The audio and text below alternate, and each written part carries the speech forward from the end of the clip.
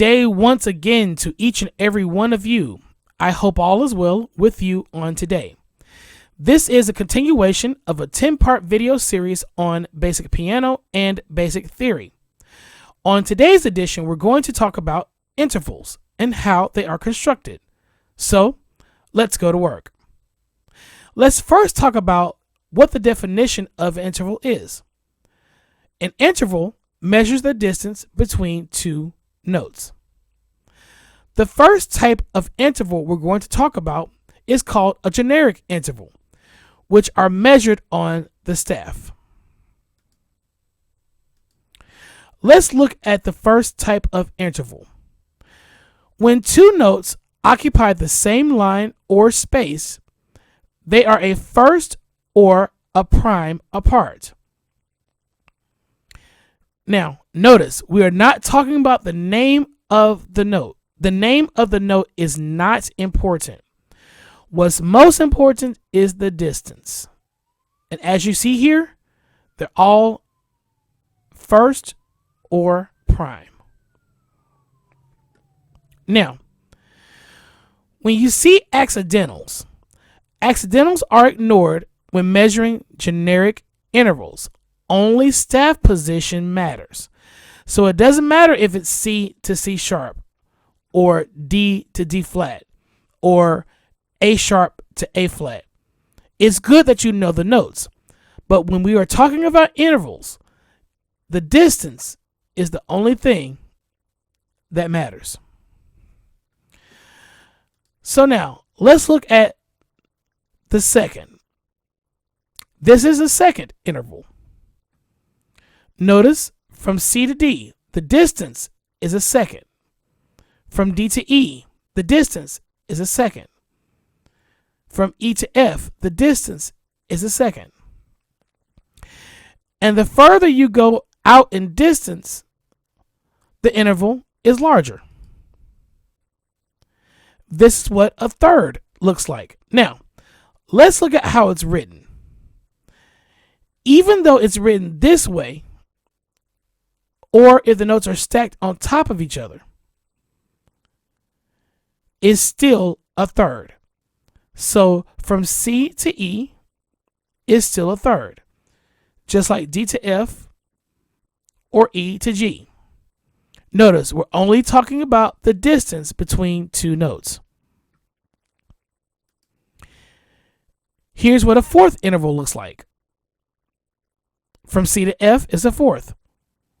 From D to G is a fourth.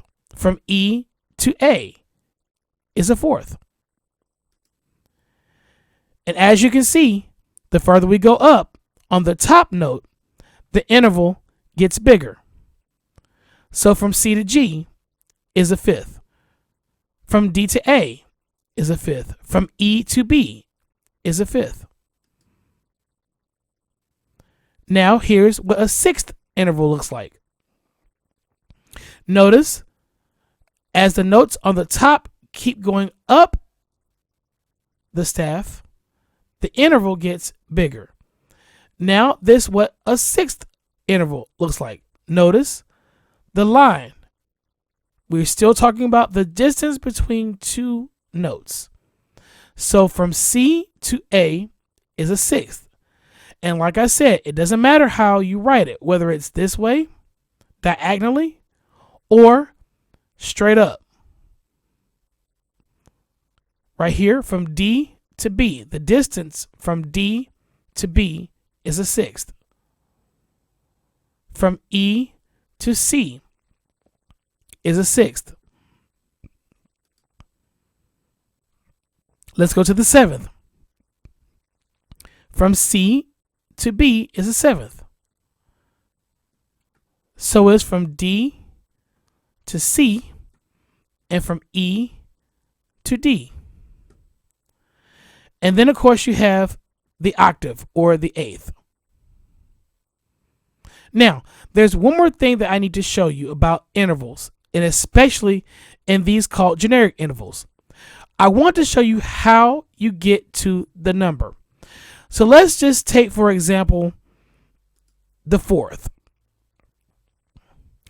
I want to show you how you get to this number. And this applies to every other interval that I just showed you.